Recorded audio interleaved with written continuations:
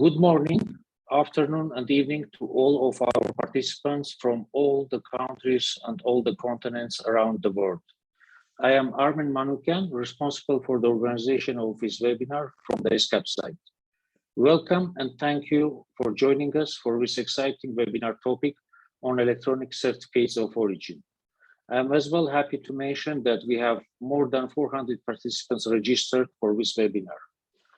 The certificate of origin is one of the essential documents of cross-border trade.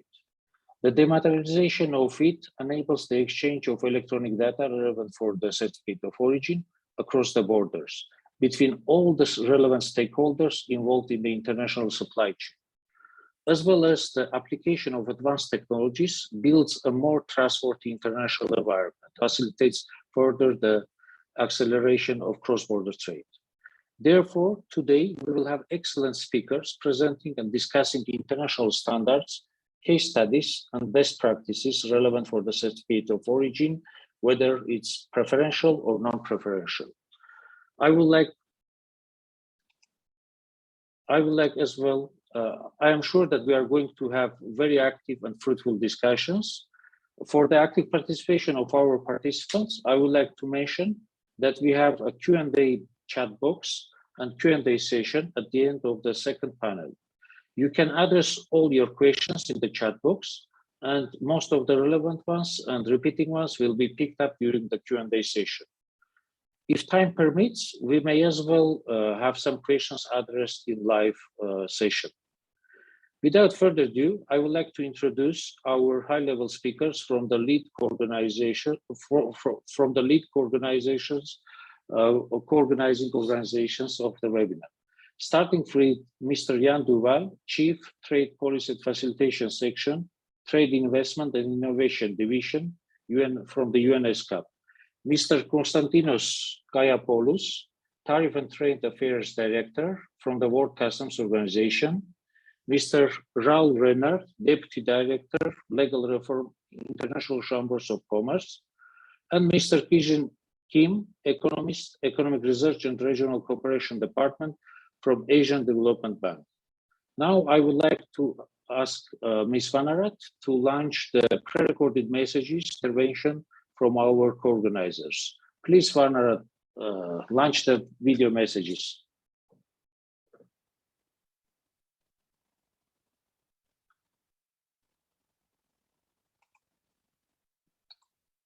On behalf of ESCAP, a very warm welcome to all participants and panelists for the 10th webinar in our joint series with ICC and ADB on accelerating cross-border paperless trade.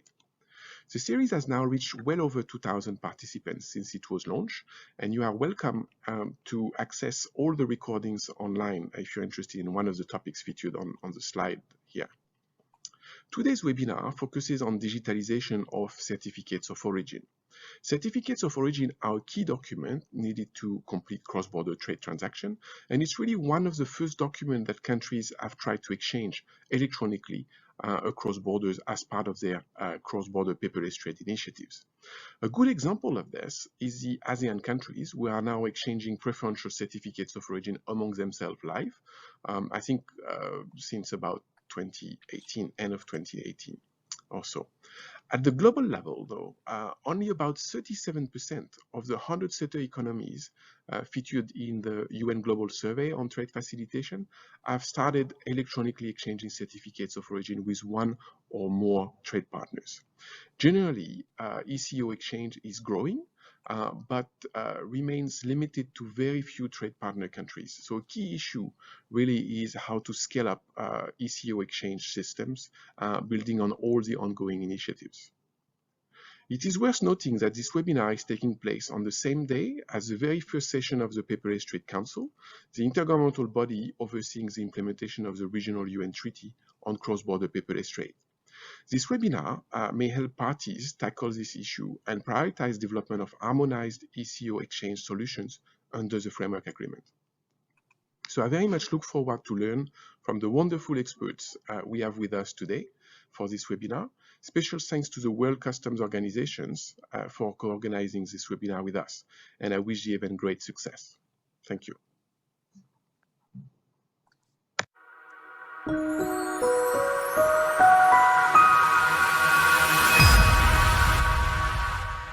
very good morning, good afternoon, good evening to everyone. I wish to warmly thank ESCAP for organizing jointly this webinar with the World Customs Organization, the International Chambers of Commerce, and the Asian Development Bank. Also, I would like to convey my thanks and appreciation to all the speakers, moderators, and the institutions they represent, and participants from all corners of the world. I encourage your active participation and valuable input over the session, noting that the various themes showcase how rules of origin are now more topical than ever.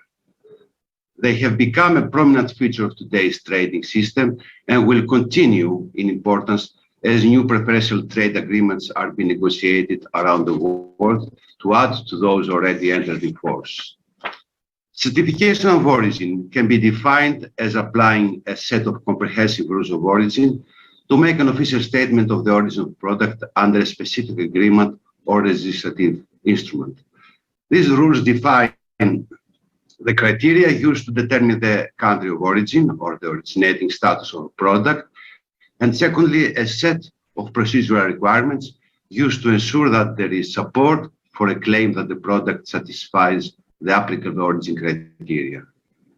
According to the comparative study on certification of origin developed by the WCO and updated in June 2020, we have noted that over the last years, an increasing number of WCO members have started using and or accepting electronic certificates of origin, the e-COs, as we say.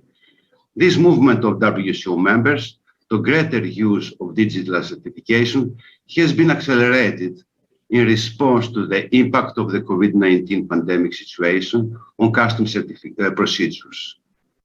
Various countries who had previously been using only manual certification introduced digital signatures and stamps on certificates of origin, paving the way to increase digitalization. These were proactive initiatives to facilitate trade under pandemic conditions, but also act as a strong step to moving towards digital origin certification.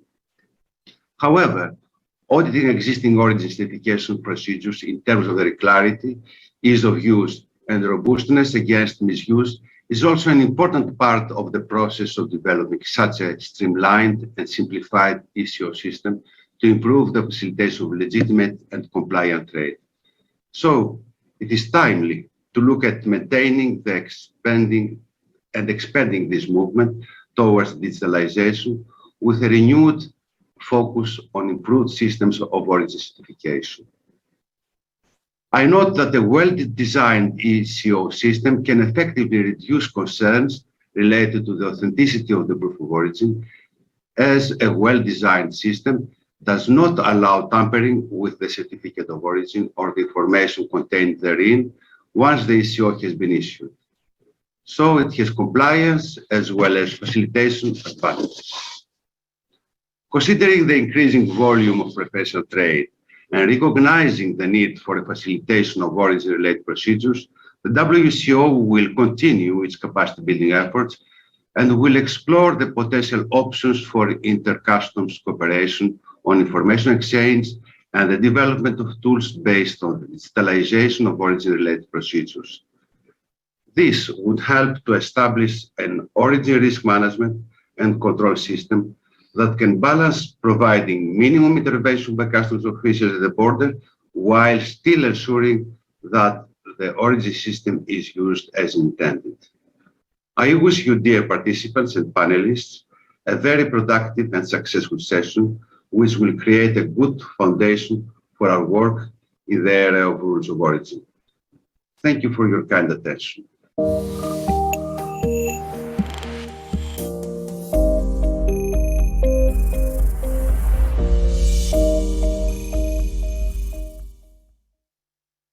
Good morning, good afternoon, and good evening. Greetings from New York City. On behalf of the ICC Digital Standards Initiative, a warm welcome to today's webinar on digitalizing certificates of origin, trends and challenges for advancing paperless trade. First, I would like to thank our colleagues at ESCAP the World Customs Organization, and ADB for this next installment in our successful webinar series, to the speakers in today's session, and to you, the audience. Certificates of origin form a critical component of international trade. Almost all countries require them for customs clearance procedures, and chambers of commerce within ICC's World Chambers Federation play an essential role in issuing these trade documents. As the international trading community moves towards paperless trading, it is essential that we provide an enabling environment for the use of e-certificates of origin. E-certificates of origin not only speed up application and issuance processes, the added security features of online e-certs also help chambers of commerce ensure their integrity. Today, we are privileged to hear from two stellar panels that will discuss the role of emerging technologies, such as distributed ledgers and blockchain, in the provision of e-certificates of origin, as well as case studies from a customs authority, a technology provider, and a leading practitioner in this field. The ICC Digital Standards Initiative has the ambitious aim of establishing a globally harmonized and digitalized trading environment. The embrace of e-certificates of origin is an essential part of that mission. I wish you all an enjoyable and fruitful discussion. From ICC, thank you for tuning in.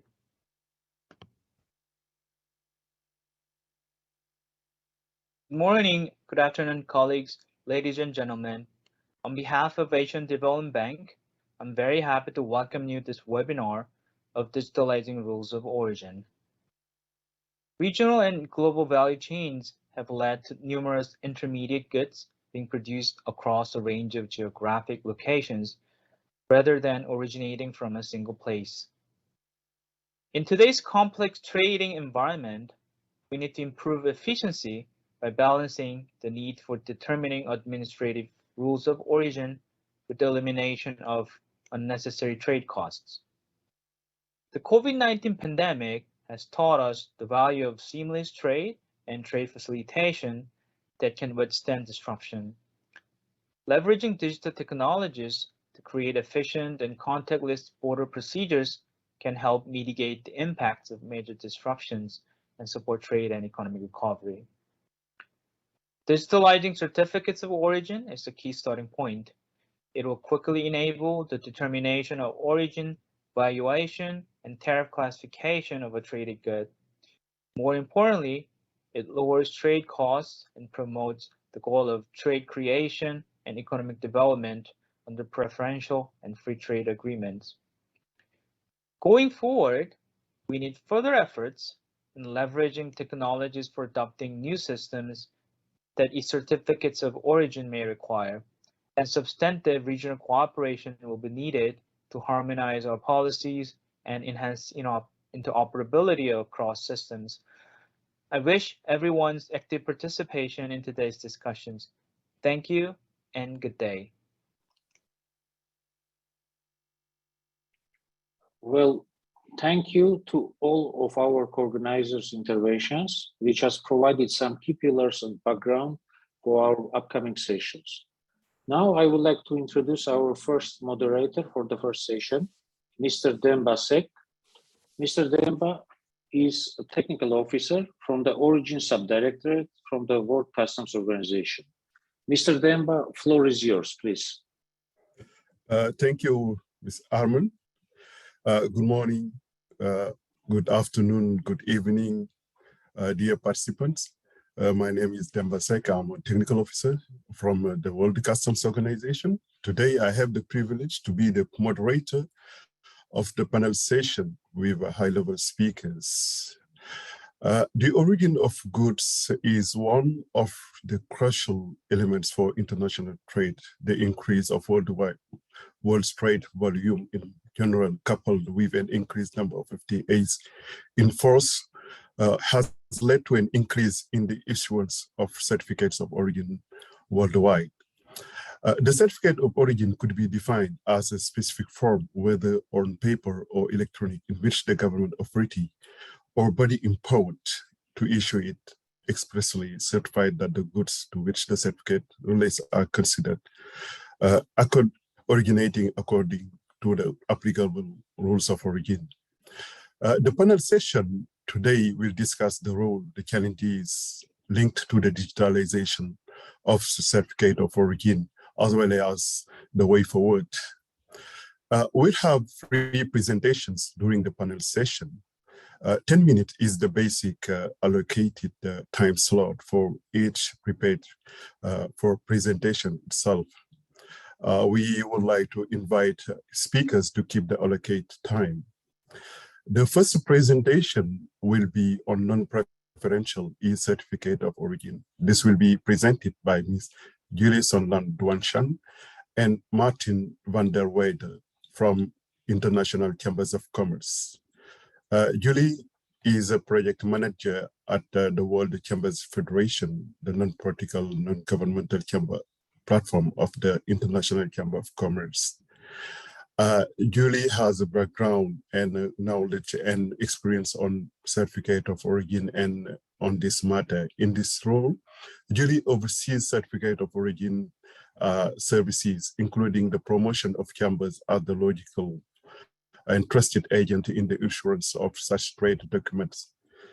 Julie's work supports the advancement of ICC's mission to make business work for everyone, every day, everywhere by promoting and enabling the ICC CO accreditation camp, the official CO verification website, and other trade services for chambers relating to origin. For over 10 years, Julie has managed relations with members of the International CO Council, a group of trade facilitation experts from the global chamber network.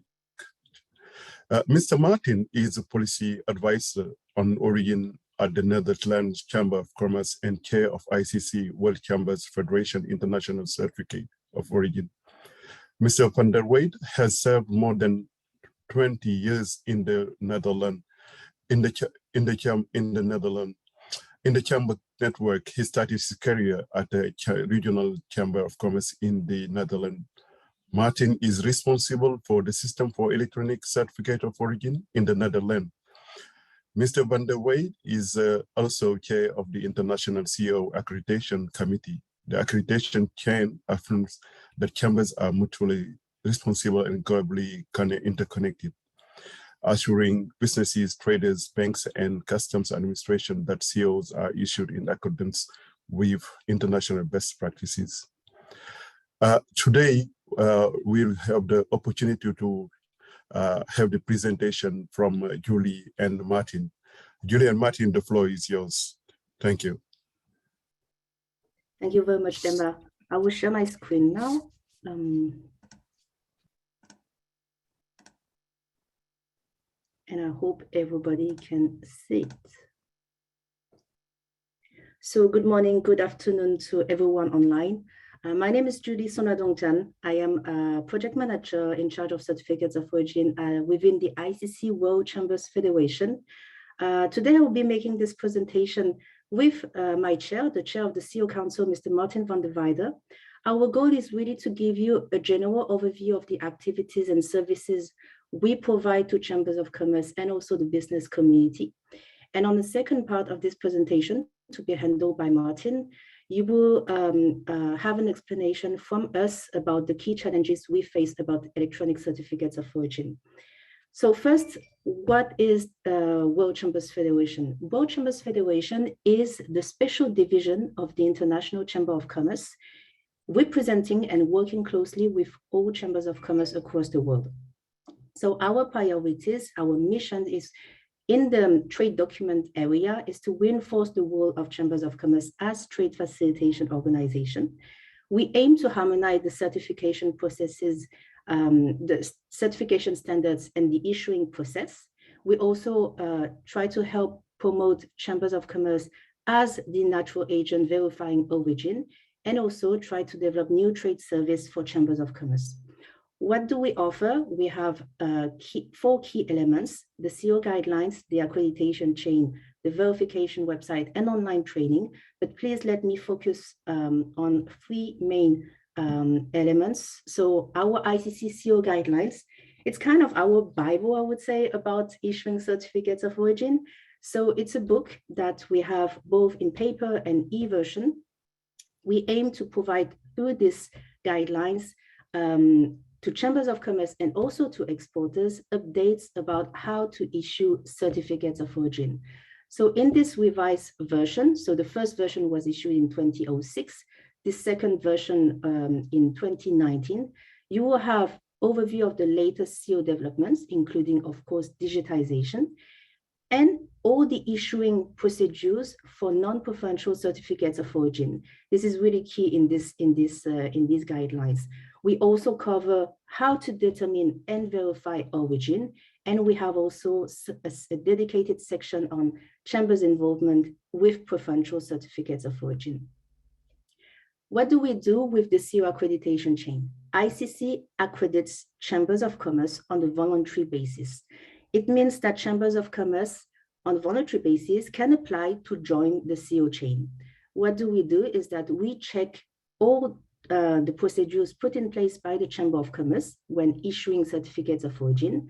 And once this is checked and they follow, of course, the CO guidelines, we allow them to have the label that you see on the screen on the right-hand side, the ICC label with their own accreditation number, which will reinforce their integrity and credibility as a trusted third parties. It means that when the goods arrive at the customs entry point, custom would be reassured that this CO has been well issued by the Chamber of Commerce, and they have put in place all the required procedures to issue this important document. These are our accredited members.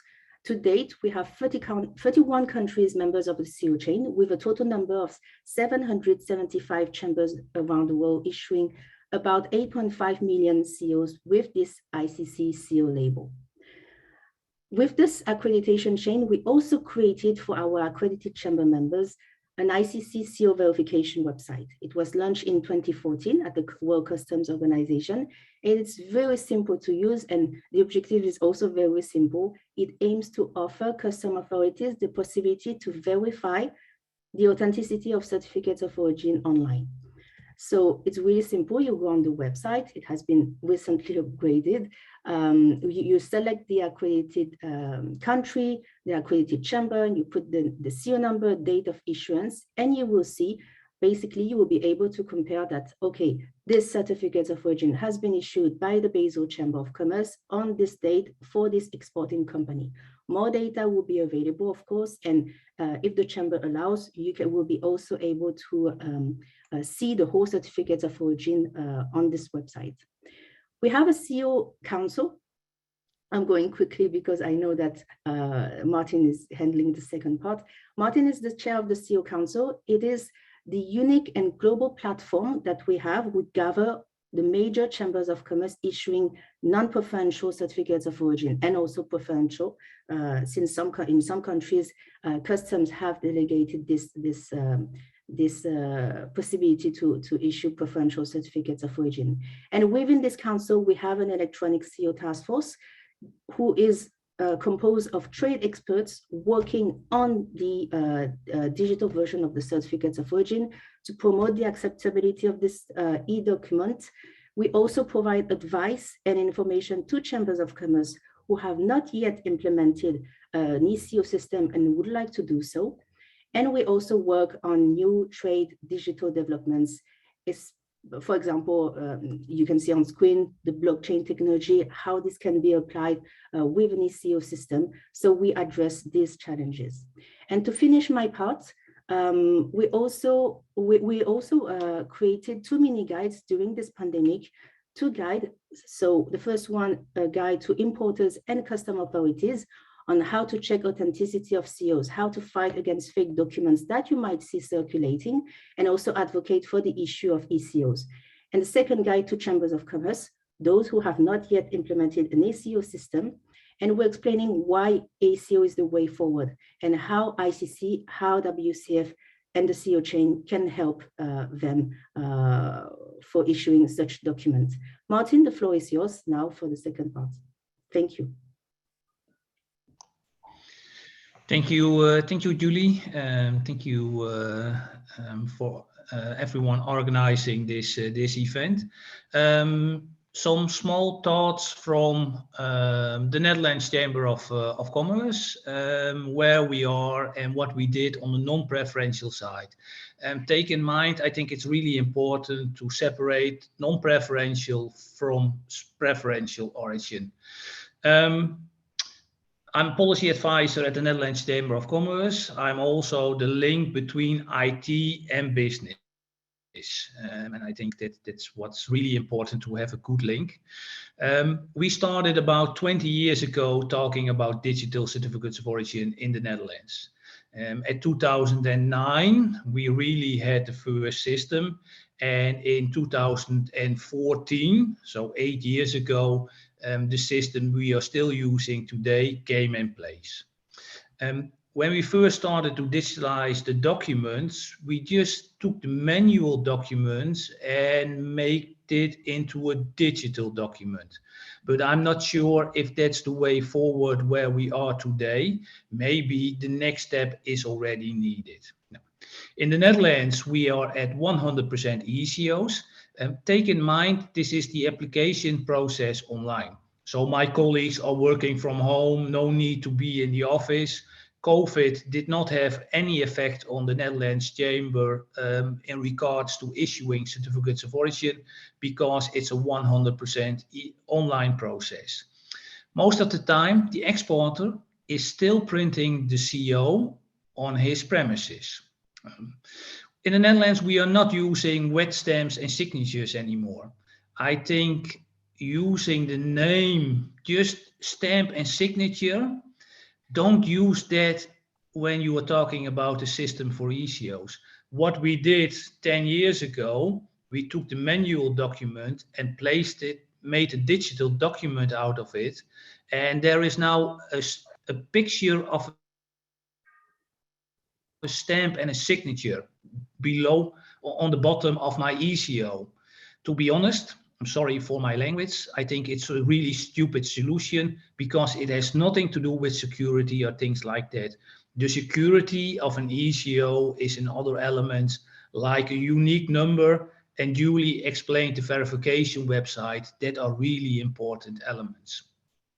Next slide, please, Julie. What were the challenges? First of all, of course, we took the manual document and made a digital document out of it. Then you are making mistakes, because you can do it in a better and a smaller way. And you just look at a digital document and don't try to copy all the elements of a manual document into a digital document. That was the first mistake we made. And the challenges were more, okay, who is going to use this e-CO? This 100%, we didn't reach it by ourselves. It's just because it's mandatory. We closed the counters in the Netherlands. We had, I'm now talking about 8 years ago, 2014, we had a lot of exporters or importers coming to us. We need a wet stamp and signature. Even that we had clarification from the importing country that a wet stamp and signature was no longer needed. How are you going to deal with it? We took the approach that we just said, okay, it's just one way, and that's the digital way and nothing else. And that really worked. And that's why we are at 100% e-COs. If we did not do that in the Netherlands, I think we still had now today 30 or 40% manual documents. So it's not only about digitalizing the document, but how to make sure that your exporters are using it. Next slide, Julie. So again, turning a manual document into a digital document is not that complex. I did it more than 10 years ago. Most of the chambers are having such a system. It's quite well known on the non-preferential side. The challenge is the connection between the exporting country and the importing country. All the developments in the destinations, and take in mind, I'm talking about a non-preferential certificate of origin that's going, for example, to 150 destinations. How can I make the technical connection between me as an issuing organization and the organization or a bank on the other side that is accepting it. I have new questions coming up. What is a digital document if you talk about a blockchain project? If you see a blockchain project where the exporter and the importer are well known and well connected, all the elements, all the boxes of a certificate of origin, are they still needed because they are already there in a blockchain project? We made it digital because the manual document is a standalone document that you can read by itself. But is that still needed when you really have a digital system where the exporter and the importer are connected? So how will it work from the issuing organization to the accepting organization? How can we make a digital connection? And last, this was non-preferential. On the preferential side, you can make the same developments. What we did in the legislations in the Netherlands, there's a legislation that allows the Netherlands Chamber to issue certificates of origin. We already removed the stamp and signature out of there. I think that's really important. And we put something in, the Chamber put the findings at the certificate of origin, but no stamps and signature to make sure that it is future-proof. And I think in the preferential side, you need to look on that as well. We already at the ICC level, we do have a system where we can work digitally with self-certification to give it more credibility. So the digital systems are out there. This is it from my side. I have no problem to talk all day about this topic. I think it's a really important topic, but I hand over to you again, Demba. Thank you.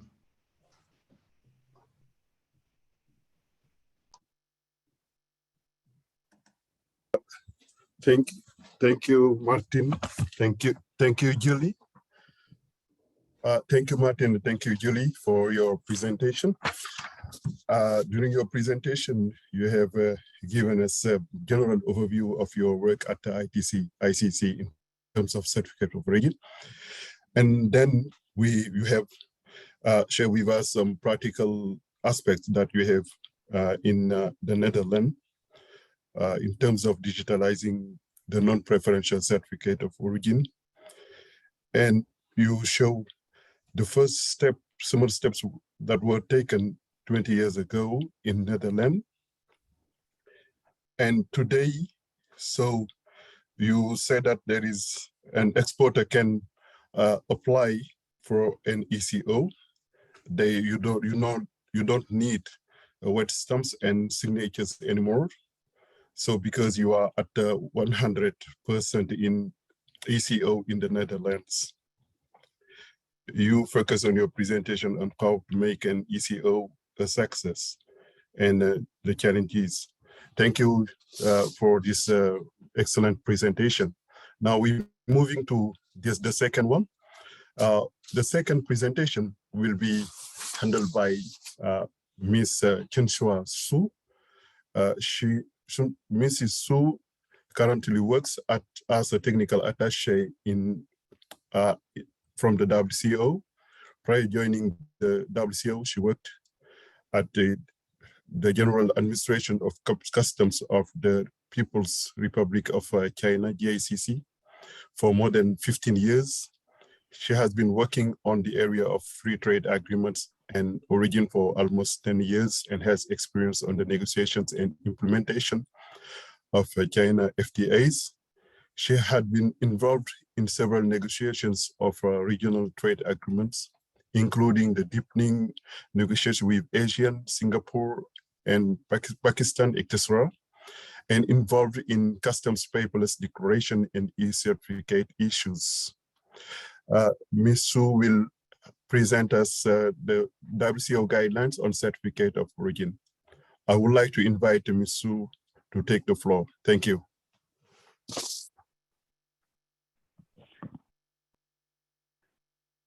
Good morning. Good morning. Hello. Can you hear me? Yes, we can. Okay. Good morning, good afternoon, and good evening. Thank you for giving me the floor. My name is Chen Xiaoxi. I'm a technical attaché at the World Customs Organization. Well, first of all, I will share my screen.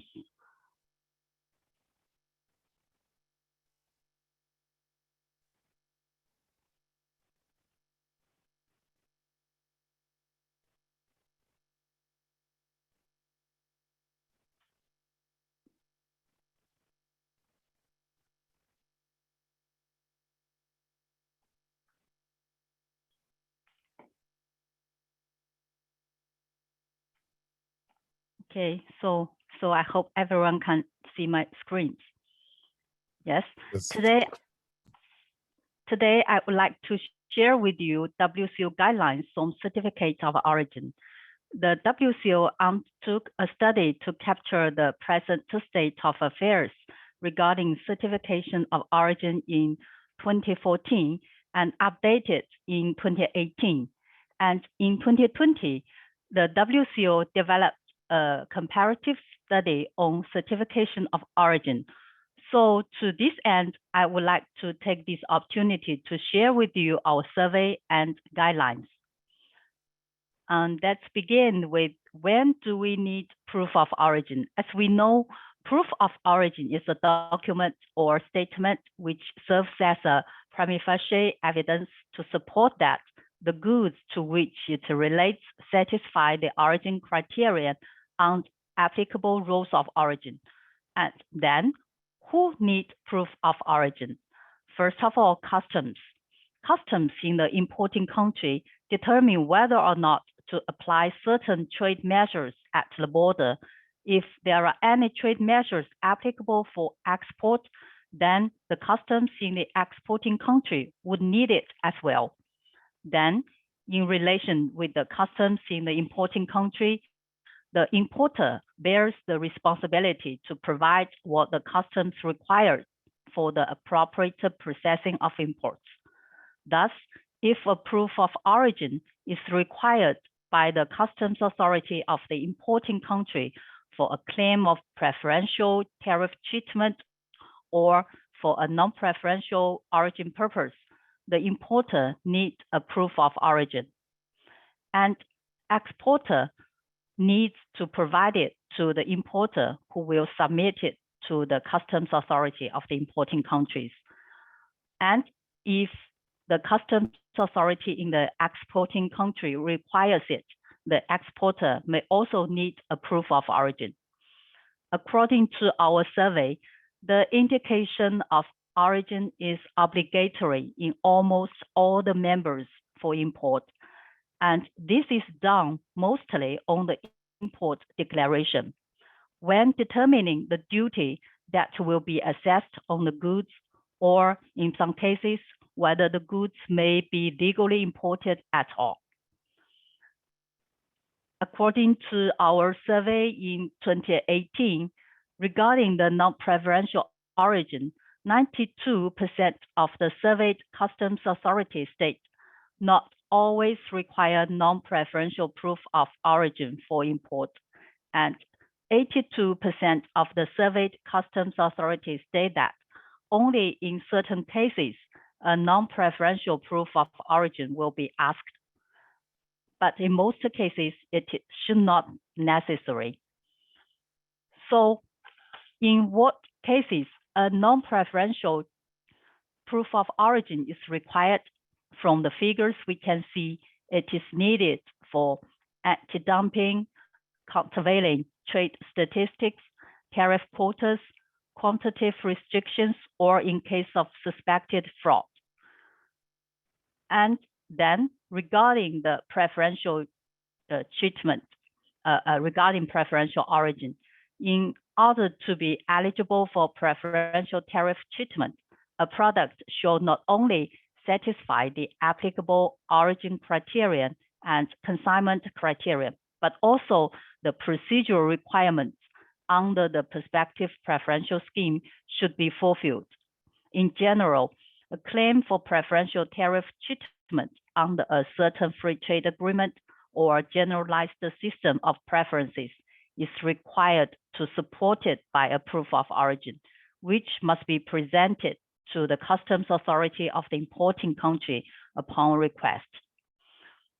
So in above mentioned cases, certification of origin is needed.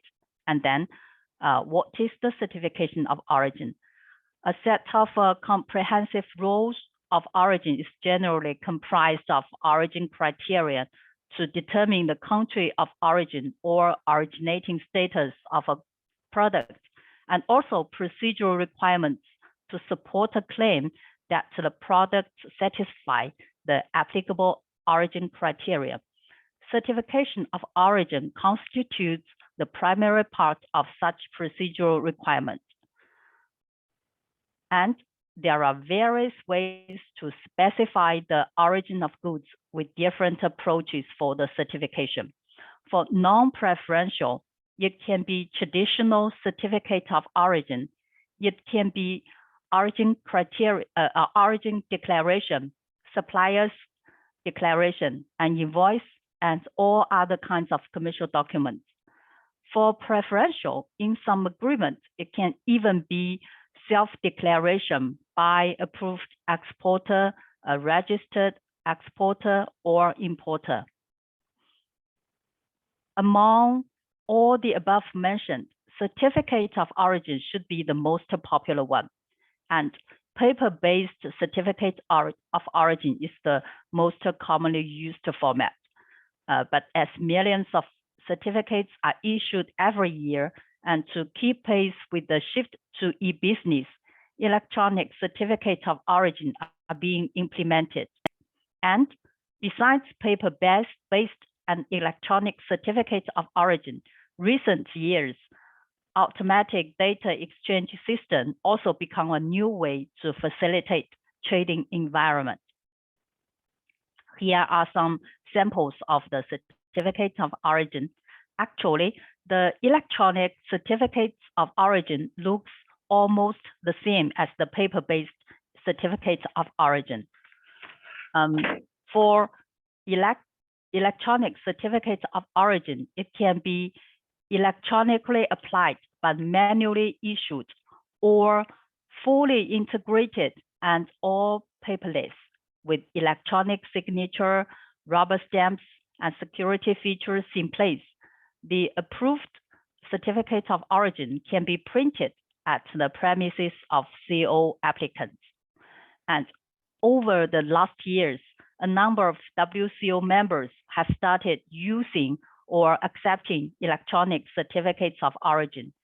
And according to the WCO survey, with regard to International Chamber of Commerce, in 2019, a total of 64% of the chamber providing electronic certificate of origin services, and either electronic application or a full electronic issuance process. And among them, China, the UK, the Netherlands, Belgium, South Korea, and Spain have reported the largest e-CO issuing volume. And among them, China and South Korea offer only electronic certificates. In 2019, China issuing around 4 million certificates, and South Korea issuing 550,000 certificates of origin.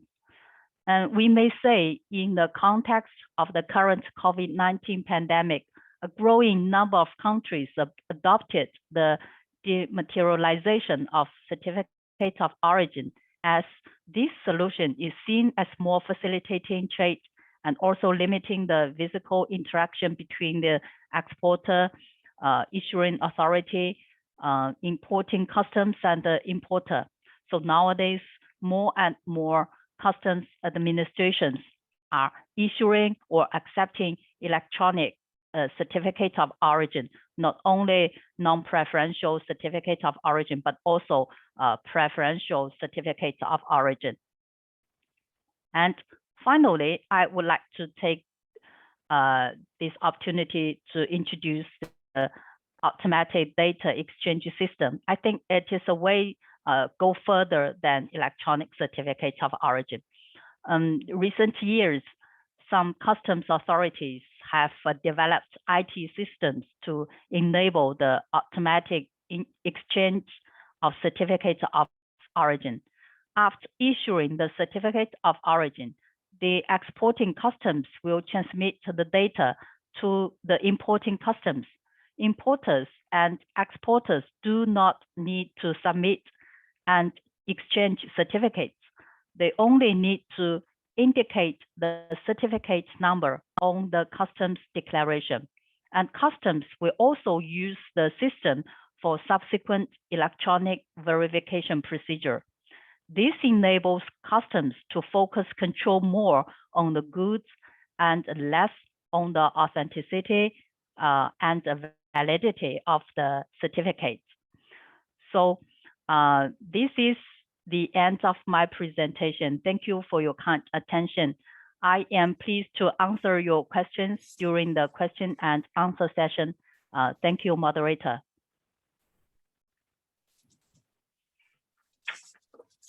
Thank you, Ms. Su, for your presentation. Ms. Su has shared with us the WCO guidelines on certification of origin. She provides us with a general background and definitions. In addition to this, she mentioned the automatic data exchange system developed between customs administrations regarding the electronic certificate of origin verification procedures. Maybe we'll come back to this during the Q&A session. Now we move to the last presentation. For the last presentation, of this panel session, we'll have the pleasure to welcome Dr. Pramila Krivelli. She's an economist in the Economic Research and Regional Cooperation Department of the Asian Development Bank. Her main fields of specialization are applied econometrics in international trade policy, regional trade agreements, trade negotiations, rules of origin, non-tariff measures, and geographical indications. At ADB, she is also conducting research on digital trade and supporting the APIC Regional Forum. Dr. Pramila will present a topic on assessing practices of proof of origin and digitalization. I would like to invite Dr. Pramila to take the floor. Thank you.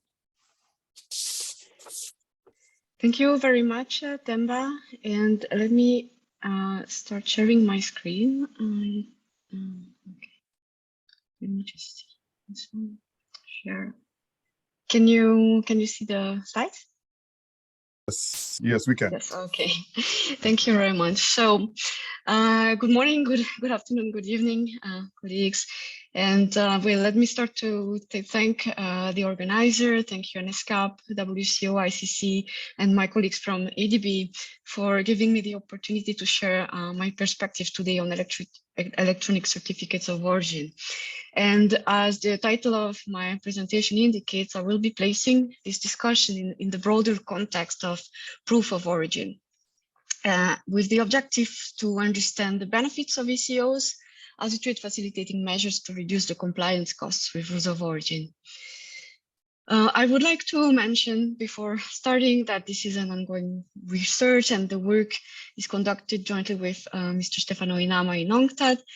And it is based also on a long-standing experience in supporting trade negotiations in free trade agreements, for example, the EF, African Continental Free Trade Agreements, or also supporting negotiations at the WTO for unilateral preferences schemes, and in working in collaboration with private sector, understanding the difficulty to comply with the rules of origin. So it is clear from what I just said that we'll focus on preferential rules of origin. As mentioned by Martin, it's important to distinguish from non-preferential rules of origin. So let me see. Okay, sorry, I think I moved too quickly. Okay. Great. apologize. Okay, sorry.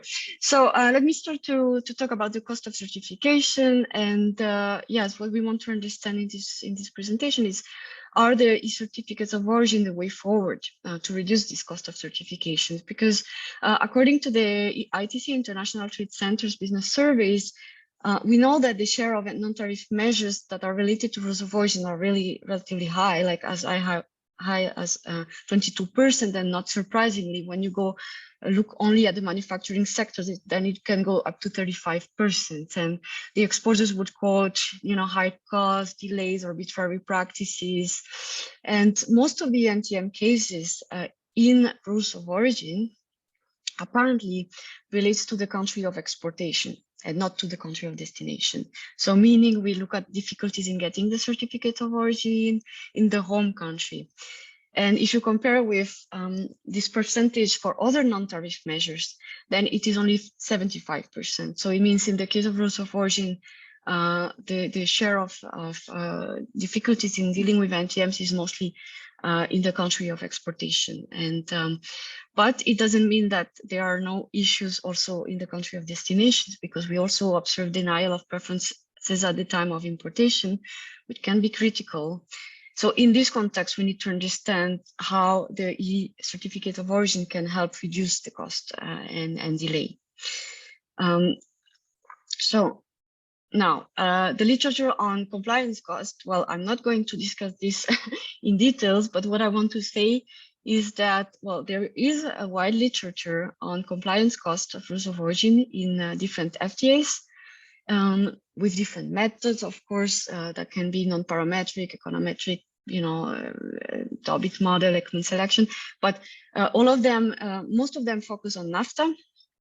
And but the results are quite varying, across agreements, but even across model, across studies, as you can see on screen.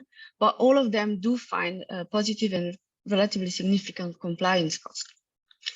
My message here is that, in fact, all this variability, it's interesting and we did more research, but it's also important to keep in mind that in these researches, economists, they conduct this analysis, they are in general not able to distinguish the cost of compliance related to the product-specific rules of origin from what is related to certification, because the methods that we are normally using, would not distinguish that. We'll look at different costs or utilization, but we also know utilization rates is highly dependent on product-specific rules of origin and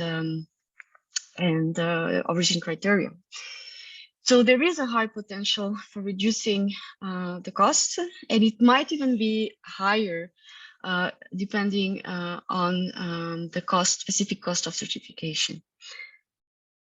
Sorry, it looks like I go too fast.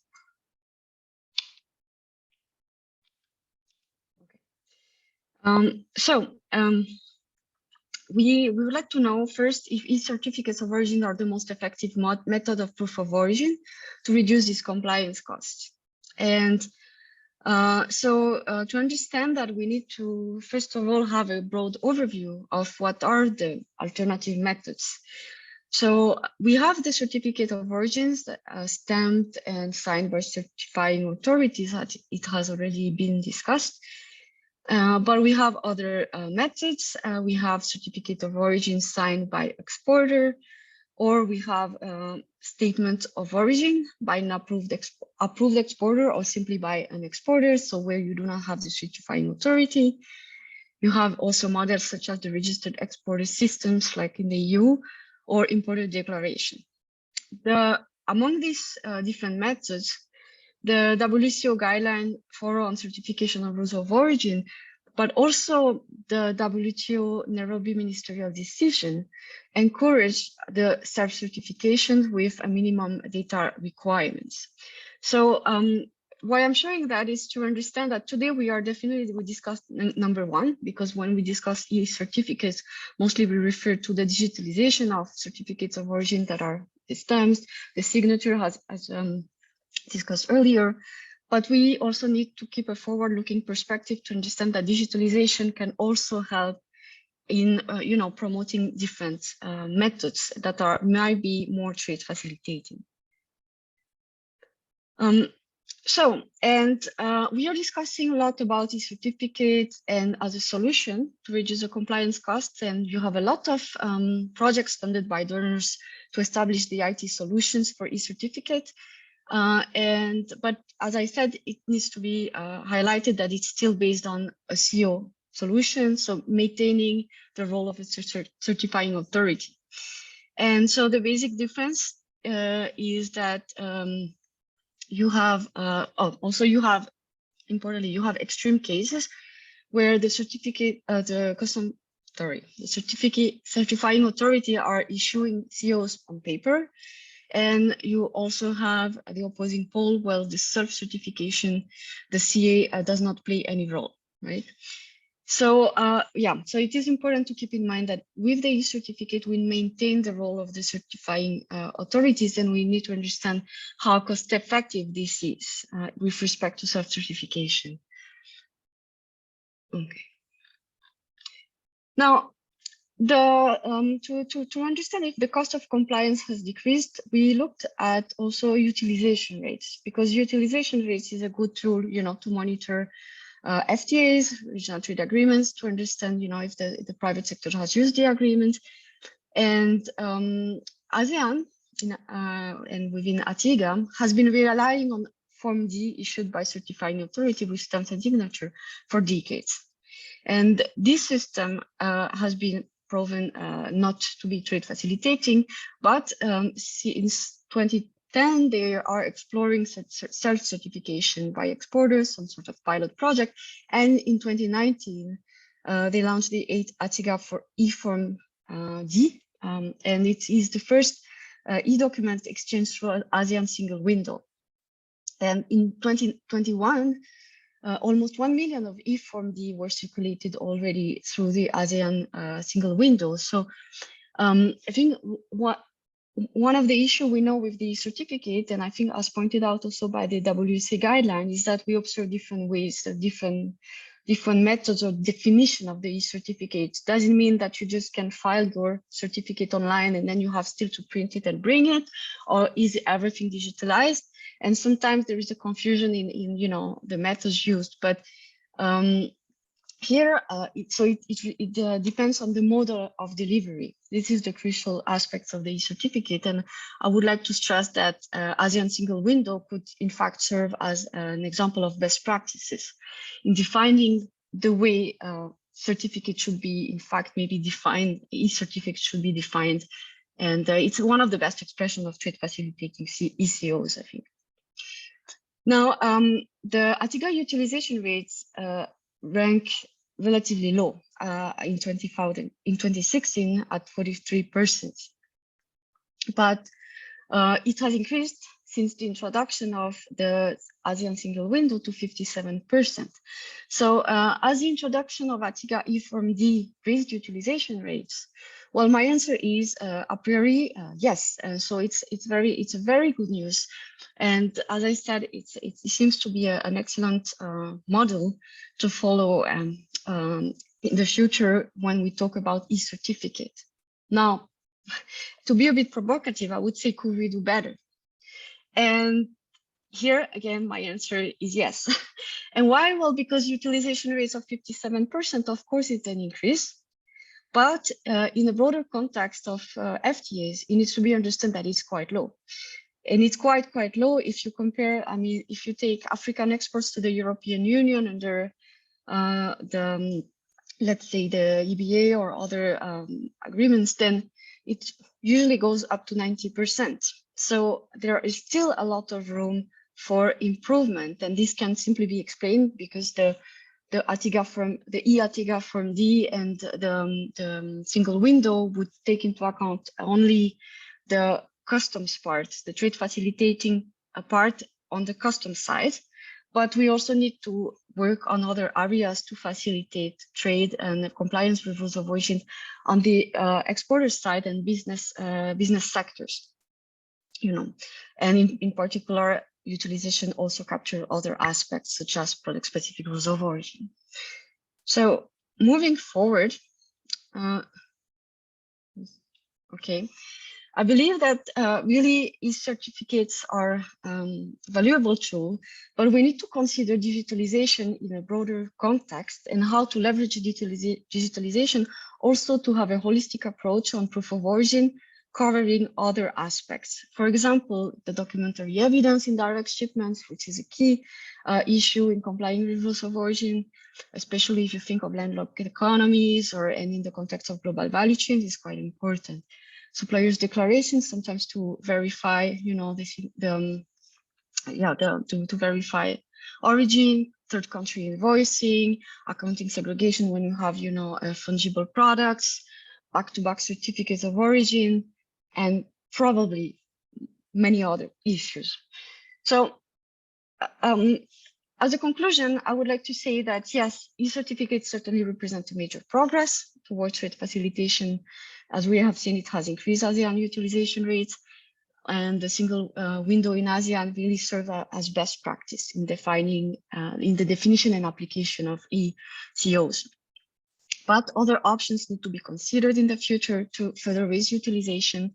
In particular, we can think of leveraging digital technologies or digital solutions towards self-certification.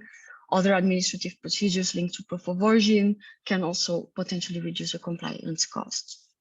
And more research is needed to understand also the causal link, you know, between these different elements and the reduction in compliance costs. In particular, we could think of surveys at the firm level to identify the best practice.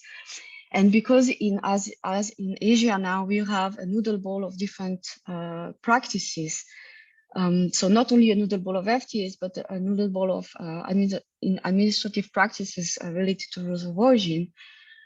This would be very important to identify those best practices and move towards convergence. So we need to support also governments and administration to introduce trade facilitating reforms, because even the best, if we have the best IT solutions and even the blockchains that is going to be discussed later today, which are really promising, we still need those elements to be, you know, encompassed and integrated into policies, into trade agreements, into legal documents and legal framework. And that's where we also need to support governments. So I thank you very much for your for this opportunity, and I will be happy to answer questions. Thank you, Dr. Pramila, for your presentation. You placed the e-certificate discussion in the broader context of proof of origin. So with best practices you have kindly shared with us. The main message being that e-certificate may be useful, and this is useful because of trade facilitating and for helping to reduce rules of origin compliance costs. Therefore, you ask a question, so do we need to adopt a holistic and forward-looking approach in your presentation? Thank you for this presentation. And now we are at the end of our session. I would like to give the floor to Florence, and we'll come back to during the Q&A session for the questions. Thank you. Thank you, Demba, and thank you to the speakers that came before.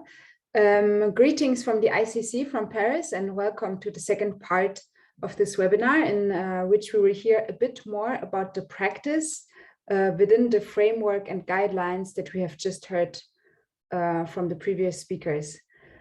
First, I would like to thank the co-organizers for bringing us all together today, and to all of you for taking the time to be with us. About me, I'm Florence Binta-Diaugay, and I work as a policy manager in the Global Policy Department of the International Chamber of Commerce. And just a quick word for those of you who don't know the ICC, we are a global business organization, the institutional representative of over 45 million companies in the world, from MSMEs to macro companies in all sectors and industries. And we are also the only business organization with permanent observer status at the United Nations. And so for this part of the webinar, we will hear from speakers who are leading in the field of digitalizing certificates of origin and who are changing the game for cross-border trade, for customs, as well as the private sector. And so I'm delighted to start this part with Mr. Safasuk Vijaywarakit as our first speaker. And he is Chief of the International Cooperation Unit at the Thai Customs Department. And he was part of the team that developed the National Single Window for Thailand. And also he integrated the Thai system into the Asian single window. So I'm very thrilled to have you here with us today, and over to you. Thank you, Ms. Florence. Can anyone hear me? We can hear you. Yes, thank you, Ms. Florence, for your great introduction to myself. In order to save the time, let me share the screen first.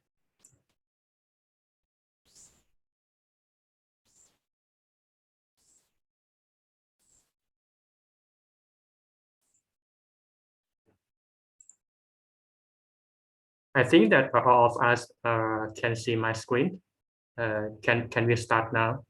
For this session, Thailand would like to present about the case study of the ASEAN Single Window for the progress and also the current situation and the way forward of the ASEAN Single Window with the exchange of the certificate of origin that our previous speaker already mentioned about it for some information.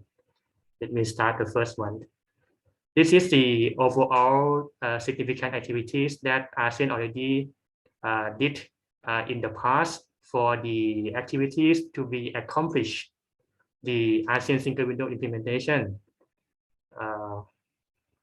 The first one is the initiation of the agreement and protocol to establish the ASEAN Single Window in 2005 to 2006.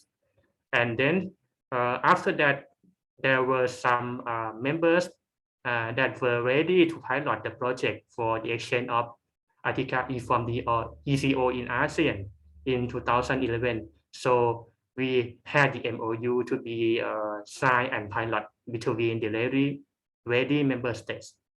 After that, after we have the good result of the testing, so the ASEAN also had the legal instrument that called the Protocol on the Legal Framework to implement the ASEAN Single Window in 2015 to be cover the exchange of our electronic documents through the ASEAN Single Window. And then in 2018, we have started the live exchange of the Artica from the among the ready member states at that time. And after that, we finally have all the 10 member countries coming on board for the live exchange of Artica from the E in 2019. This slide will show you the precise date of each member state for their starting time for the exchange of Artica from D. We have all the 10 member states to have live exchange by 30 December 2019. And then after the year, we also have additional document to be exchanged. As you may know about the historical information of the ASEAN, we also have the part of the export declaration information exchange and also initiate the pilot test of the e-FIDO certificates at this moment. This one is the conclusion for the statistics of the number of Artica from D that ASEAN exchanged together. As you can see, Thailand, Malaysia, and Indonesia, and also Vietnam have many numbers of the Artica from the exchange with the other ASEAN countries. And for the right-hand side, you can see the conclusion of the utilization of the electronic version of Form D that more than a half of the ASEAN countries already utilized 80% of the Artica from the out of all the Form D, including the hard copy. Next one, this one is the ongoing upgrade that ASEAN plan to have the live exchange or some testing for these three significant activities by this year. The first one on the left-hand side, you can see the article e-form is now need to be adjusted and upgraded to have the new structure. The new structure will be applied and adopted by the respective e-document to be exchanged through the ASEAN single window. As you see the rectangle in orange, this one is the common structure of all the e-document that ASEAN will use to be exchanged in order that this structure will be used for routing to the certain agencies or certain national single window of the recipient member countries. This one also in the testing phase, and ASEAN also expect to have the live exchange of this new structure of the Artica e-form by this June or this second quarter. And in the middle page, this one is some of the other news for the exchange of Artica e-form and also the hard copy of Form D. In case of the back-to-back CO, that you may be familiar with this scenario. Back-to-back CO is normally issued by the intermediate country between the original country and the destination country. For the intermediate country, at this time for ASEAN, if the issuing authority need to issue the back-to-back CO, they also require the original CO from the original country to be the evidence for them to consider the issuance of the back-to-back CO. But only one. ASEAN, in the previous time, ASEAN will refer only one original document of the CO. But right now, ASEAN have changed the way to we have more than one original CO from the original country. So for this case, the back-to-back CO from the can refer to multiple consolidated CO from the original country. That means the traders can consolidate all the shipments from the original country by using the hard copy of CO, the electronic CO, or the sales certificate to be referred in the back-to-back CO. For this case, ASEAN already committed and would be effective by starting from this May 2022. And the last one on the right-hand side, you can see that this one is the original business process that ASEAN already designed previously.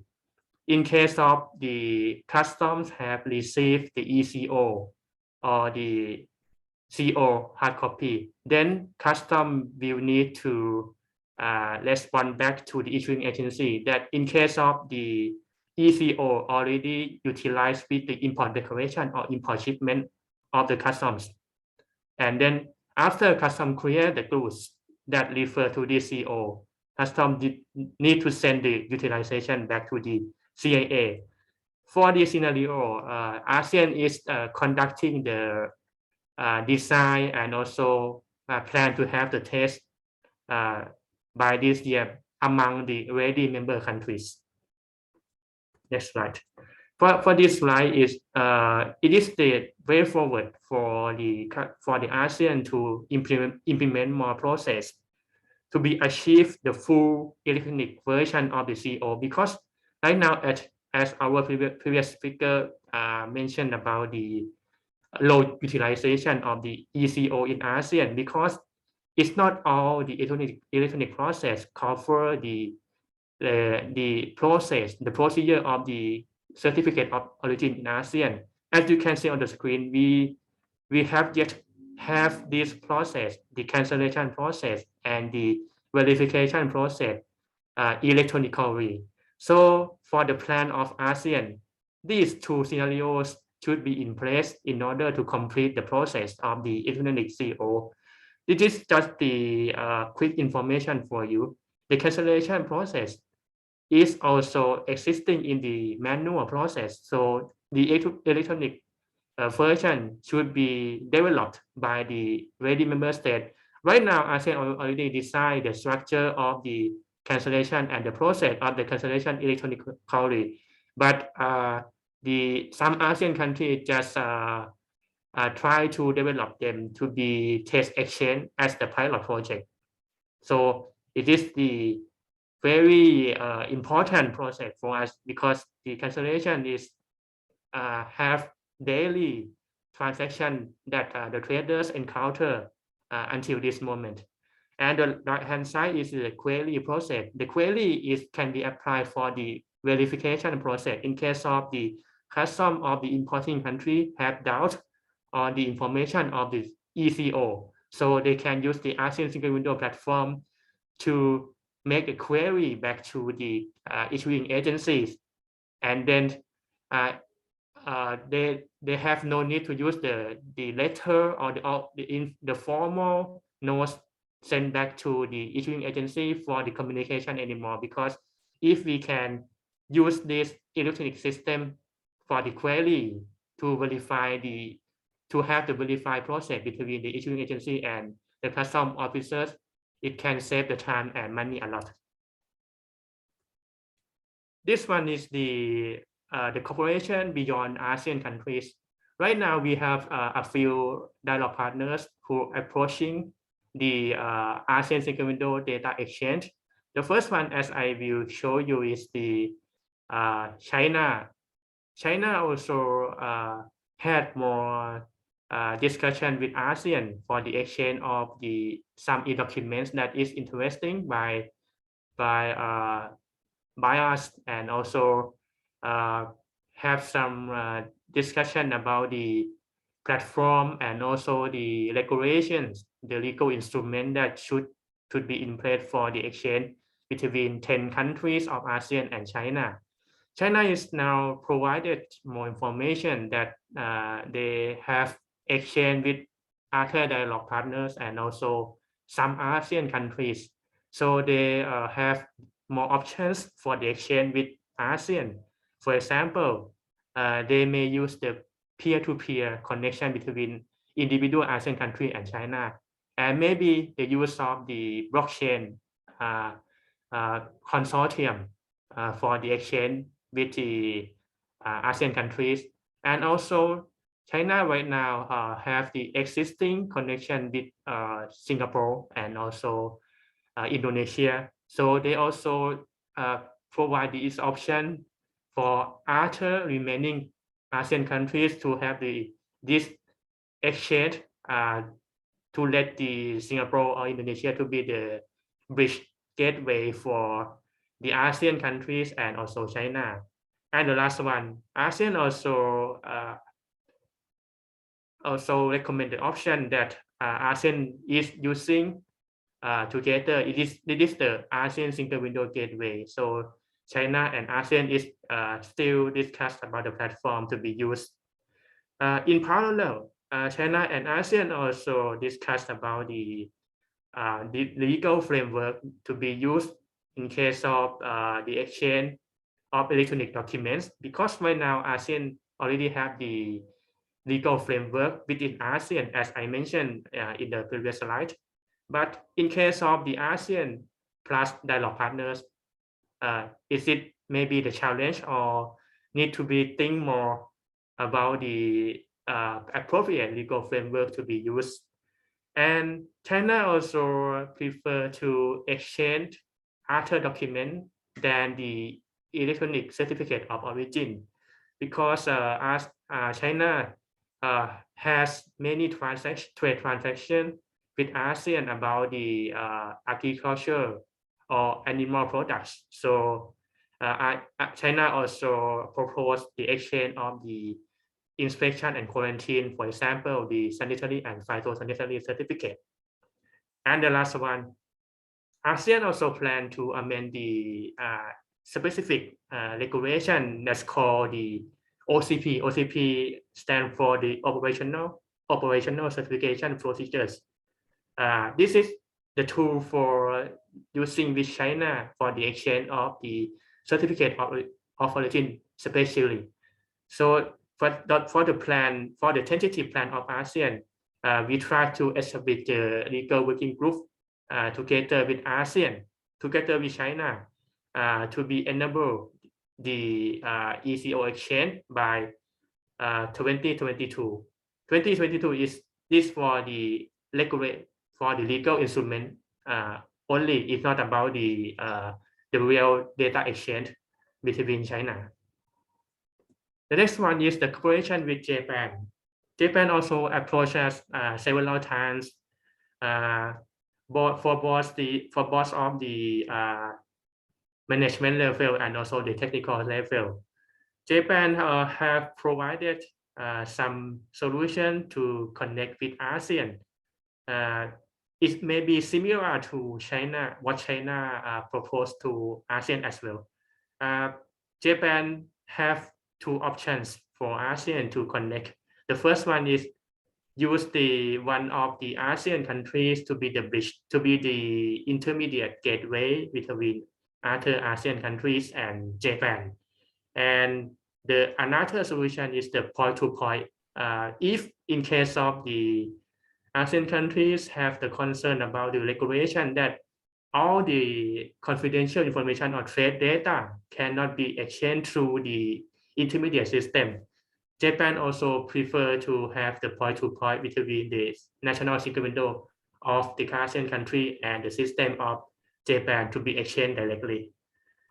Also, ASEAN asked for the option that Japan can accept to exchange point-to-point with the ASEAN single window gateway that ASEAN has been implementing right now. Japan also responded that they can accept more than one option. In case of the ASEAN cannot have only one single platform to exchange with our partners, Japan also will develop the system to cater for more than one platforms. The same thing for the regulation. We have the IRIR, means the implementation regulation, and the OCP with Japan to be enable the exchange of the e-CO. So these regulations will be used for discussion later on for the exchange of the e-CO between Japan. And the last one, ASEAN also asked Japan to have the activity for data harmonization because the platform is now difficult to design or come up with a consensus. In the meantime, ASEAN also think that the data harmonization need to be conducted for sure. So this one can be the next step for the activity between ASEAN and China soon, ASEAN and Japan soon. The next one is cooperation with Republic of Korea. Apologies to interrupt. Could you try to hurry it along a bit, because we're running a bit late, and since the participants are going to get the slides after, maybe okay. Yes, thank you. Yes, so sorry about that. Okay. Apologies. For the cooperation with Republic of Korea, Korea is being studied for the feasibility to exchange with ASEAN. So right now there is no more the discussion about the technical or legal matters until Korea have finished the feasibility study. After that, we can discuss. Thailand also seeks Republic of Korea that is it possible to conduct the data harmonization same as ASEAN led to Japan. So Republic of Korea is considering this proposal from Thailand as well. Thank you. And maybe the cooperation with USA, we also have many documents to be discussed between USA. For example, we have the e-CO that USA also expressed their interest to exchange. Also the e-FITO that right now USA have implemented with the e-FITO IPPC hub. So the channel for the exchange of with USA for the e-FITO can be conducted by that platform. And also currently USA also interested in the exchange of the export declaration information with ASEAN, and USA may need around 2 or 4 years to implement the pilot project with ASEAN, because they need to have the more investigation or more information from the testers that they are ready to exchange or provide information based on the consent or not. Okay, this one is maybe my last slide. The challenges right now. The ASEAN single window also had the pending technical issues. Some traders may need to use the hard copy because they found some issues in especially the technical matters. For example, we don't have the cancellation process, so they prefer to use the hard copy because it is easier to adjust or replace the Form D in case of there is the issues about the verification. The second one, because ASEAN country cannot have the full utilization of the e-CO, as I mentioned, because we don't have all the procedures in electronic version to be catered for the traders. So right now, it's not quite a lot for the utilization of the e-CO. The third one, the ASEAN Single Gateway should be upgraded because the approach of the partners. So the ASEAN Single Gateway cannot just cater for the protocol or technical specification that we have, but also need to cater for the proposal from other dialogue partners as well. And the fourth one, the platform between dialogue partners is still in discussion. So right now it need to be quickly more for this discussion and final decision. And the last one, the legal instrument also needed for the exchange with dialogue partners, because we have different perspectives to use the legal instrument for enabling the CO exchange. So it will be the further activity for us. This is my last slide. Thank you for your listening. Thank you very much. Great for this great presentation. Very interesting to see what Thailand and other countries in the region are doing. So I'm going to hurry it along a bit. I'm delighted to introduce our next speakers with a business perspective. Mr. Dries Bertrand, who is partner in Deloitte's Global Trade Advisory practice in Belgium. And for the last almost 20 years, he has helped many international companies to advise on global trade strategy, import-export compliance, and global trade automation. And he has helped optimize supply chains of his clients through leveraging emerging technologies such as AI, blockchain, analytics, and robotics. And for this case study presentation, he is joined by one of their technology partners from T Mining, Frédéric van Outriebe. Sorry. He's a chief commercial officer at this Belgian maritime technology startup. And using blockchain, T Mining helps different ocean carriers to secure and streamline their container release processes in European ports. Yes, Frédéric, he was actually acting project manager for this worldwide pilot with the support of Deloitte. And so they have been testing the transfer of digital authentic certificates of origin between different destinations. So I think he will also be the right person to ask a bit more technical questions on blockchain and its use in this area. So let's hear more about your work. The floor is yours. Thank you. Thanks a lot for the introduction, Florence. And I think we can move to the next slide, or to the presentation at least. I just aligned with Frédéric as well to speed up a bit in the interest of time. But let us maybe wait until the deck is on.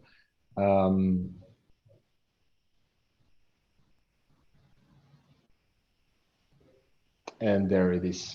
So maybe just as an introduction, and actually the slides that we are presenting, or at least the information that we're sharing, this is really from a trade perspective, so from an economic operator perspective. And I think if you move to the next slide, what we try to position here is actually, before diving into the topic of digitalization of certificates of origin, our clients, so economic operators, are typically looking at broader challenges. And I think those challenges must be familiar to all of you on the call. So we're seeing a couple of things there. There is obviously the constant changing regulations, and you've seen that in the past couple of months with the additional sanctions and how to deal with that. But then also a couple of years earlier, and even a decade earlier, looking into trade wars, looking into Brexit, looking into all those new free trade agreements that are being concluded. So there's a lot of things happening in that space. We also see that the authorities, so the tax authorities, customs authorities, are gradually moving towards an electronic environment, digital environment. There's lots of speeds, lots of different programs, local programs, regional programs. So also companies need to deal with that specifically. And then there's another challenge, I would say, which is talent, which is really having skilled people dealing with trade and really operating the business. And often then our clients need to then look into, okay, how can we add value to the business, and how can we also make sure that we're doing things in a compliant way? That all comes into then a global trade strategy. And within a global trade strategy, I think the importance of technology is really key. And that's what we will be focusing on in the next couple of slides, is really on certificates of origin. How can we further digitalize that? If you move to the next slide, and this is then just to set the scene from a supply chain perspective, goods moving across borders, and obviously there is many different activities out there. There is obviously everything that you need to do from a sanctions, export control, import license, export license perspective. There is the activities around, declaring goods towards the customs authorities electronically nowadays, obviously sharing a data set with them. Maybe making use of special customs procedures and the likes. And then the last bit is on really origin management and trade preference management, where we see that companies are really implementing tools and solutions to automate actually the determination of eligibility of trade preference and the country of origin. I think very important here is to really focus on also having a master data in systems, underlying systems, correct, accurate, consistent across the board.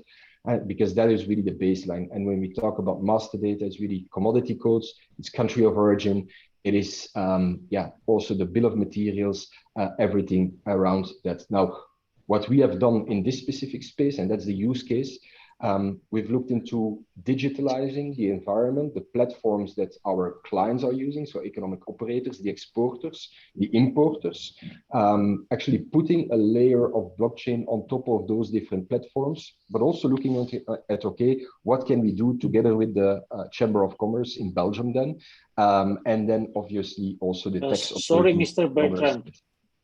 Sorry, Mr. Bertrand. Just I would like to ask who is sharing the slides can put it in the presentation mode, because we see some people are asking if we can put it in that way. And I am very sorry, just for all speakers that are coming later, please try to keep to 7 minutes maybe. I know it's not fair, but at least we will try to conclude in 20 minutes late, not more. Exactly, and we're moving now into the part that Frederick is going to present, so really the use case, but I think it's important to set the scene for our customers at least, that this is part of a bigger strategy. Frederick, back to you. Yeah, sure. So maybe as a brief introduction in our pilot. So 2 years ago, we set out with a pilot to see whether we could digitize the CO process end to end. So not so much issuing the certificate, as there are a lot of existing platforms. Also, the Belgian Chamber of Commerce, they have an existing platform to issue certificates. We wanted to see whether the entire supply chain could be digitized, and we did that based on a blockchain infrastructure. So we started with a study, and together with a partner in Singapore, we then implemented a technical proof of concept to show that we could keep the authenticity of the document as it traveled through the supply chain from the issuing authority, the Chamber of Commerce, to the exporter in Belgium, to the importer in the country of destination, and then to the customs authority that actually needed the certificate. Once that was done, we started expanding our pilot, and we started adding actually more companies, more countries of destination. And our vision there really is not to build a new platform, but to create what we call a network of platforms. So we see the role of blockchain really as the glue that can interconnect a lot of the existing regional initiatives, a lot of the existing regional platforms, and make sure that authentic documents can be exchanged between these different platforms, and then also support trades between different regions in the world. So this is what we set out to do. Where are we today? Our pilot is currently being used in 6 different countries. So we have exports coming from Belgium. We have them going to destinations in Egypt, where we connected to the Nafesa platform.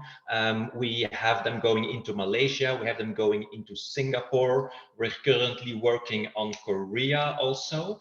And we have just also signed up with the Ministry of Economy in the UAE. And so we will be doing both imports and exports with digital certificates of origin, both preferential and non-preferential. And so what was really important for us in this pilot is to also show that we have the support from the economic operators. And so we managed to convince a number of quite large shippers to actually step into the pilot. So we have companies like Caterpillar, for example. And we also have companies like P&G and Bradley actually join this pilot. So maybe to conclude, and you will have my slides after the presentation, because I see that they're not moving. But to conclude, if you're interested in joining our pilot, we are really looking at adding additional destinations. We are really looking at adding additional customs authorities, additional chambers of commerce, and additional economic operators. So if you're interested to join our pilot and learn more, please contact us. I'd be happy to answer your questions after the webinar.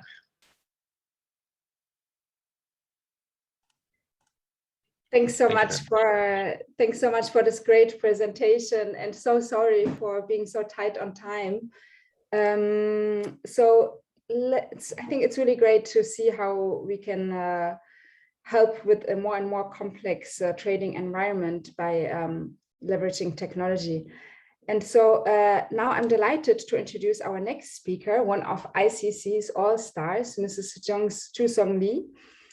She had led ICC Asia for many years and is also the founding chair of the ICC World Chambers Federation International CO Council. And what I only learned recently, she's also a member of the Executive Council of the UN ESCAP for Business Network. And today she will talk about her work as an advisor to the Singapore International Chamber of Commerce, where she pioneered the digitalization of their CO processes already a couple of years ago. So I'm extremely grateful to have you with us today. The floor is yours. Oh, you're on mute. And sorry for the rush. Yes. May I have the first slide?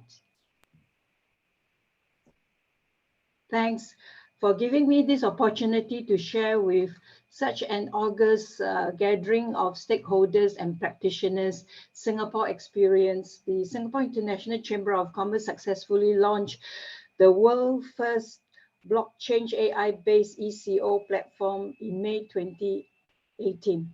And I will focus my presentation on what contributed to the success of the Singapore experience. Basically, there are one, Singapore's government push for paperless trade and implemented in the late 1980s. the electronic issuance of custom clearance permit. This encouraged the Chamber to provide e-CO services in the late 1990s. We started off with e-application. This was upgraded in April 2003 with electronic signature, rubber stamp, and electronic issuance. This was further upgraded in 2018 with an e-CO platform based on AI and blockchain. The second reason which enabled us to be successful was working with the right tech company. Good International Private Limited took just 6 months to develop and launch the system in May 2018.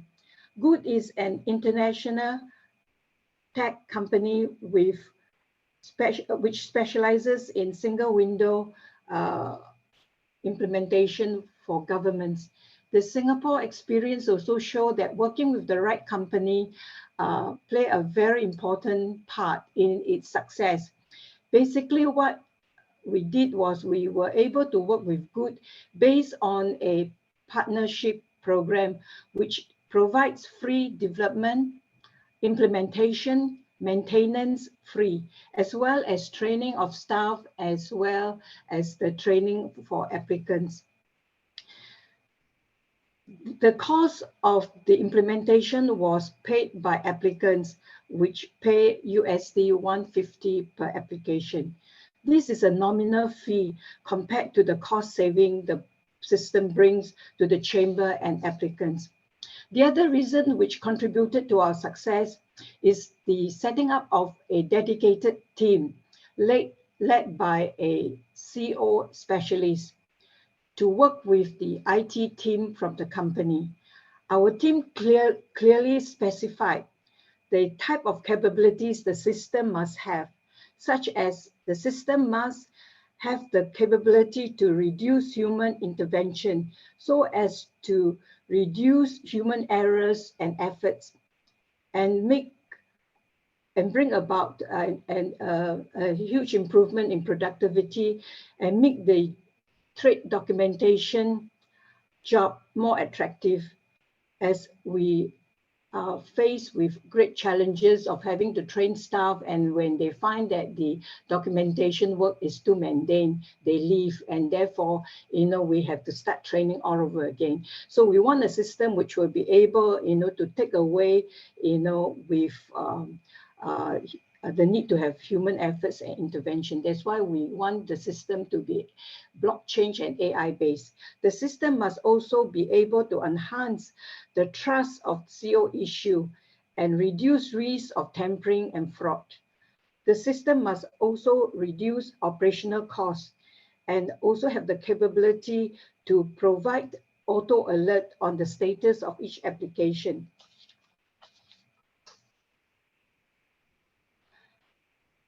On cost saving, we want the system to be able to bring about cost saving to both the chambers as well as to the applicant. And this include the following. They should be able to save costs because of the fact that the system no longer need to have a special printer. CO can be printed if it needs to be printed using generic printer, or it may be printed at the premises of the applicant or at the premises of the importer or at the bank for LC clearance. My slides shows the other benefits the system bring, and therefore I will just focus on a few slides. Slides 5, please. Slide 5 shows that the system provides very useful market data information, such as sources of verification and application by staff, application by origin of products, and country of importation. Slide 6, please. This slide shows that it provides the convenience of 24/7 services. And this is very vital and crucial during the management of COVID-19 because of travel restriction. It also removes repetitive data entry, and reduce human errors and efforts. It also provides cashless transaction and reduce human intervention via auto alert, which give the status of the application for both the chamber and applicant. Slide 7, please. This slide shows that the system does not need any setup costs or payment of subscription to use it by the applicant. The applicant just pay, as I've said earlier on, only USD 150 per application, but the savings are substantial. The applicant no longer need to employ a staff or employ a courier to physically submit or collect COs. Slide 8 shows the benefits it brings to chambers. Chamber would now be able to have auto verification, auto processing, as well as auto administration and retention of CO documents in accordance to the required retention period as specified by Singapore Custom, which is 2 years. In the past, we have to manually manage this retention period. Now with the new system, it is automatic. It also provides auto reporting to Singapore Customs. We are obliged to provide, we are obliged to report on the number of COs issued to Singapore Customs, and now it is automatically linked to Singapore Customs for reporting, and it is also automatically linked to ICC verification website for verification for those who have access to our documents with carry the ICC quality label. Because of these improvement, we no longer need to have staff to handle telephone inquiries from applicants. Slide 10, please.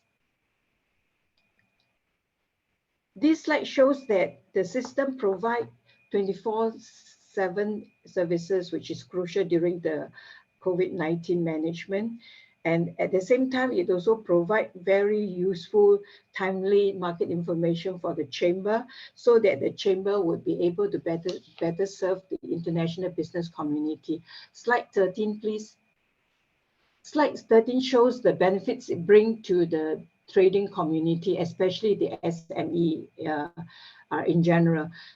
With this system, the recipients of our CO can actually have timely and speedy verification through our website or through that of ICC. And at the same time, they do not need to have a special scanner for scanning barcode for authentication. It also removes what we call the need to contact the chamber for verification. There is also trust because the CO is issued based on blockchain, and there is also trust because of the fact that our CO carry the ICC quality label. I thank all of you for the attention given to me for this short presentation. I remain at the complete disposal for any interested participants who want more information from me. And I also like to take this opportunity to make an appeal to stakeholders and customs administrations to accept the important role played by e-CO in international trade facilitation. The CO based on the UN layout key is an important document which provides a trusted and reliable tier of check in the security of the supply chain. It is also a reliable document which tracks the shipment of goods, and it provides information on the name of the vessel as well as the port of discharge and the country of final destination. Thank you, ladies and gentlemen. I look forward, to having, a dialogue with participants. Thank you so much for this great presentation. And I think it's extremely valuable to have this case study because you've already done this project a couple of years ago. So basically it's already proven to work. And I think it has already shown some spillover effects on other parts of the process. So I'm really grateful to have had you with us today. And I want to thank again all the speakers. And we have some questions in the Q&A box that have been answered. But what maybe we can say in general already is that it's so important not to just digitize one small process, but really to rethink the whole process of one part of trade, for instance, now certificates of origin, and to really digitalize the whole process and not just one document that can be digitized and then it's still the old process that you have to follow up with a paper document. So I think it was great to have the case studies to see how this works in a successful way. And since we are so late already, I would suggest to look up the presentations later. They will be available in the tab of the event. And I will move it over to Armin to the closing. Thank you.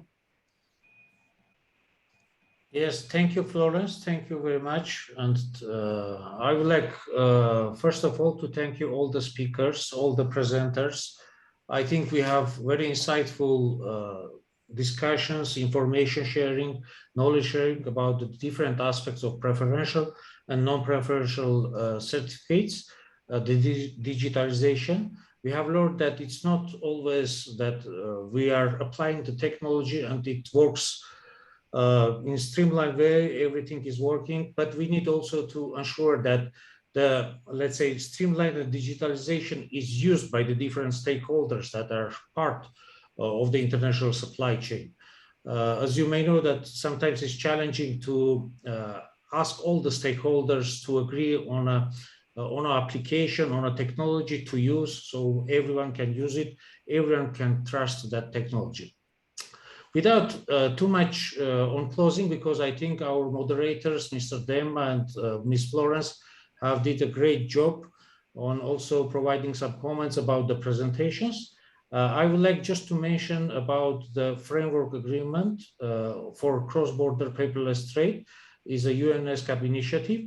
And I would like just as a conclusive aspect to launch that promotional video, and after which we can consider the webinar closed. I would like as well to say sorry for all our participants that we ran a little bit late on time, but sometimes it happens. It's when we are dealing with the live events, we have some challenges as well, technical aspects and also in time allocation. Thank you very much. Please, Ms. Vanarat, if you may launch the video.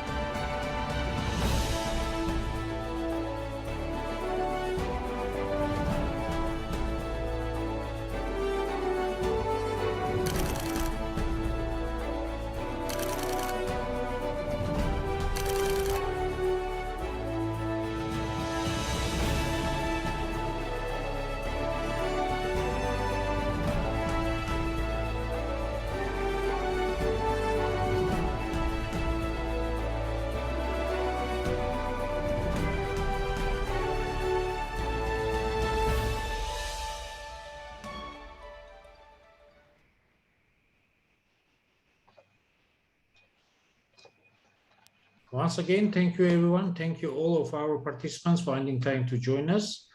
And a great appreciation for all our speakers that found time and joined us and shared their expertise and experience in developing the different solutions for the certificate of origin. Thank you and goodbye. Bye. Thank you very much. Goodbye.